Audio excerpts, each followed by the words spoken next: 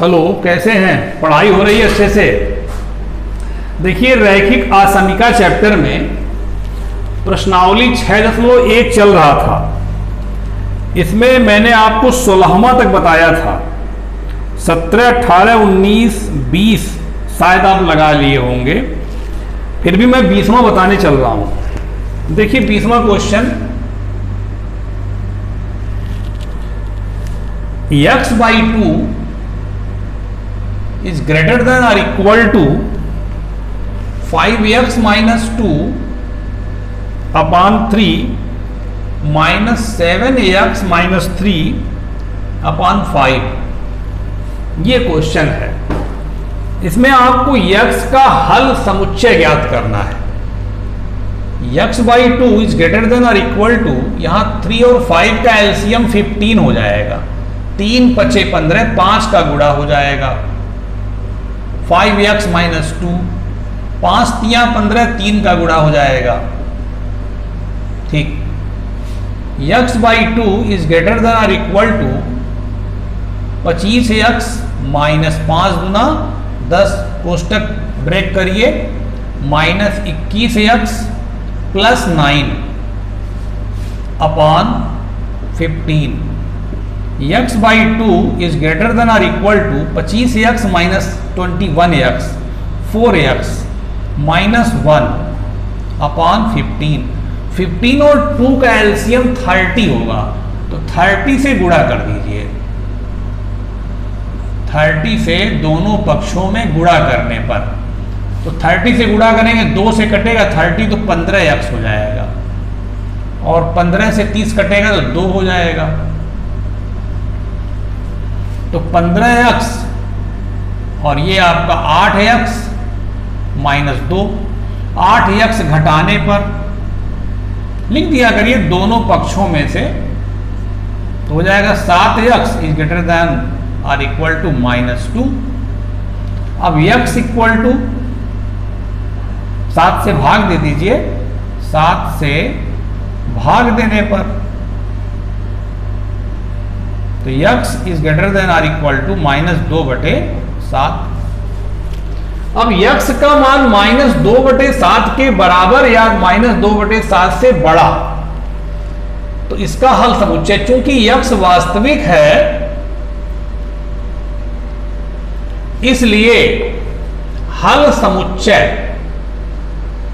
देखिए क्या कह रहे हैं, -2/7 से बड़ा, तो बड़ा हम दाहिने पक्ष जाते हैं, तो पहले यही लिख दीजिए ऐसे, से बड़ा, तो कहां तक बड़ा? अंत ही नहीं है तो अनंत। ठीक, बराबर भी कह रहे हैं तो बंद अंतराल बनाइएगा। हाँ, बंद अंतराल, और अनंत के बगल में हमेशा खुला अंतराल बनता है।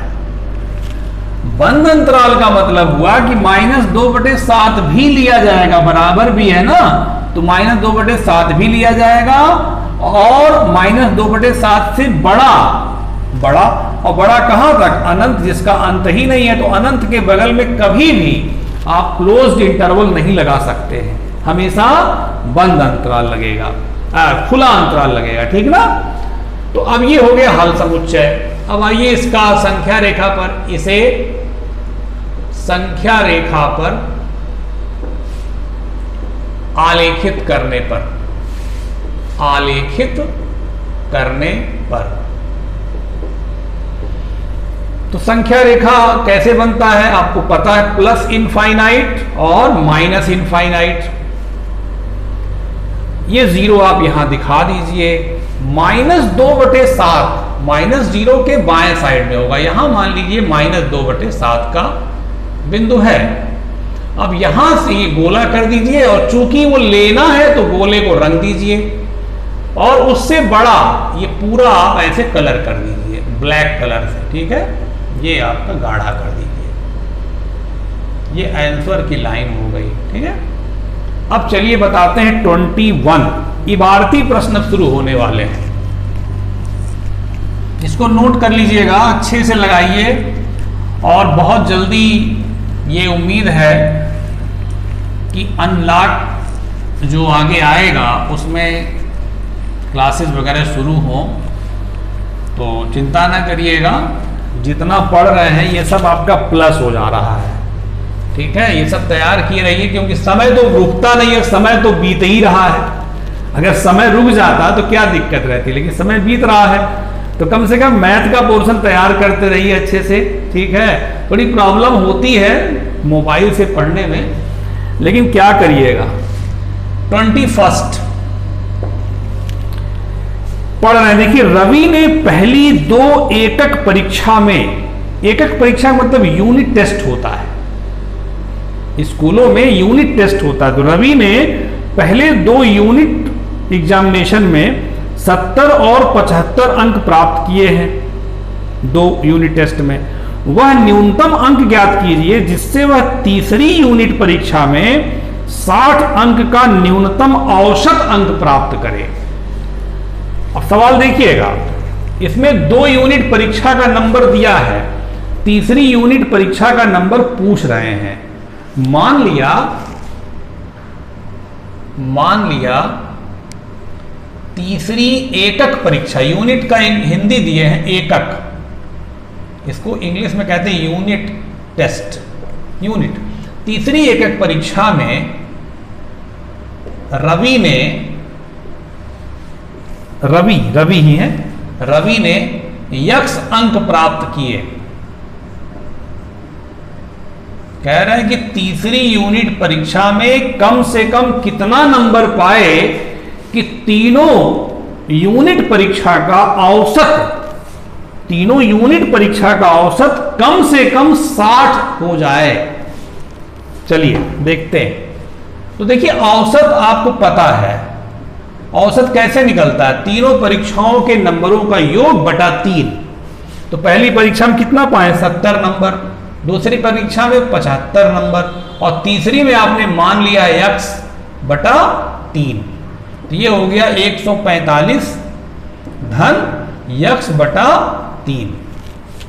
अब ये कह रहे हैं औसत अंक जो है न्यूनतम 60 होना चाहिए। अब समझिएगा बात को, मेन समझने वाली बात आ गई। ये जो औसत अंक है ये न्यूनतम 60 होना चाहिए। न्यूनतम 60 का क्या मतलब हुआ, 60 हो या 60 से ज्यादा हो, 60 से कम ना हो। जैसे अभी आपसे कहें कि हमको न्यूनतम 10 रुपया दीजिए, इसका मतलब क्या है, आप हमको 10 रुपए दे सकते हैं या 10 रुपए से ज्यादा दे सकते हैं, कम नहीं, क्योंकि न्यूनतम हमने कर दिया। ठीक है, तो न्यूनतम 60 औसत आए, इसका मतलब 60 आए या 60 से ज्यादा आए, 60 आए या 60 से ज्यादा हो, क्योंकि न्यूनतम 60 हो गया। अब 60 से कम तो कहीं नहीं, 60 से ज्यादा हो सकता है। ठीक है, न्यूनतम का यह मतलब हुआ। इनका प्रश्न यही था कि औसत जो हो वो कम से कम न्यूनतम 60 हो, मतलब 60 हो या 60 से ज्यादा हो। इसको सॉल्व करें, 3 से गुणा करेंगे तो 145 धन x और ये 180 हो जाएगा 3 से गुणा करने पर। तो आप 145 घटा दीजिए, फिर 145 घटाने पर घटा देंगे तो कितना आ जाएगा, 35 आएगा। इसका मतलब क्या है कि तीसरे वाले यूनिट परीक्षा में रवि 35 नंबर पाए कम से कम। 35 से ज्यादा भी कह रहा है, तो 35 से ज्यादा, तो 35 से ज्यादा और 35 में न्यूनतम कौन है, 35 है। इनका ये कहना है कि तीसरे वाले यूनिट परीक्षा में कम से कम कितना नंबर पाए कि उसका औसत कम से कम 60 हो। तो औसत कम से कम 60 हो, मतलब ये हमने यहां पे लगा लिया 60 या 60 से ज्यादा, और ये x का मान क्या आया, 35 या 35 से ज्यादा। तो 35 या 35 से ज्यादा में न्यूनतम कितना है, 35।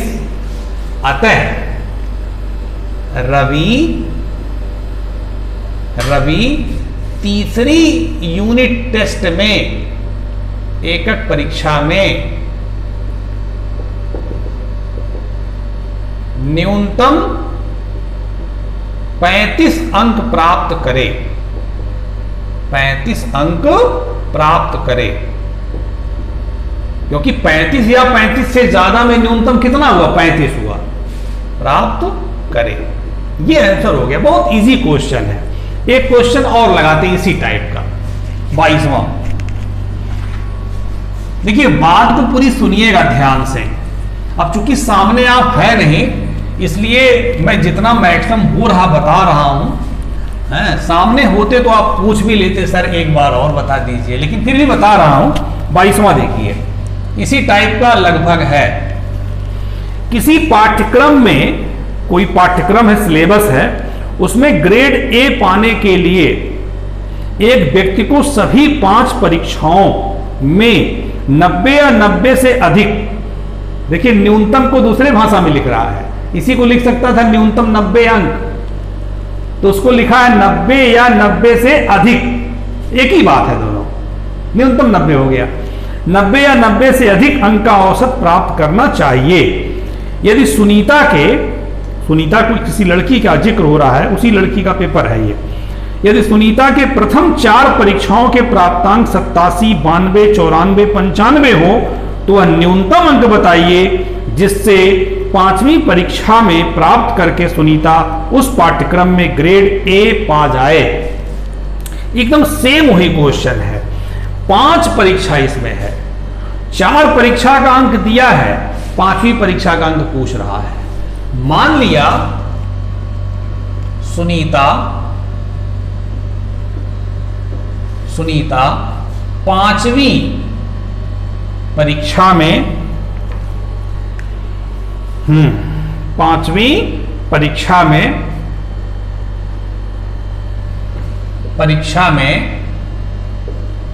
यक्स अंक प्राप्त करे, यक्स अंक प्राप्त करे। उसमें 3 टेस्ट था, इसमें 5 परीक्षा है, कोई वैसे लगेगा। औसत कितना होगा?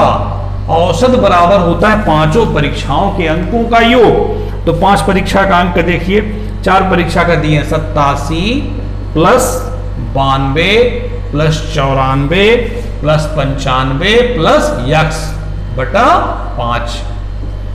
87, 92, 94, 95, सही है। अब देखिए इसको जोड़ लिया जाए। 5 4 9 2 11 7 18, 9 1 10, 9 19, 9 28, 8 36 बटा यक्स 5 हो गया, धन यक्स बटा 5। ये जो औसत आया है बेटा, ये औसत जो है 90 या 90 से अधिक, 90 से अधिक या 90 के बराबर, ये कह रहे हैं प्रश्न में। तो 5 से गुणा करिए, 368 धन यक्स 450 हो जाएगा। 5 से लिख दिए, 5 से गुणा, ये लिखना चाहिए, पक्षांतर नहीं करते हैं, लिखते हैं ये बात। 368 घटाने पर 368 घटाएंगे तो कितना आ जाएगा? 32 और 50 82 आएगा। इसका मतलब ये हुआ कि सुनीता को 5वीं परीक्षा में 82 या 82 से ज्यादा पाना चाहिए। तो न्यूनतम कितना हुआ? 82। एकदम वैसे ही सवाल है 21वां की तरह।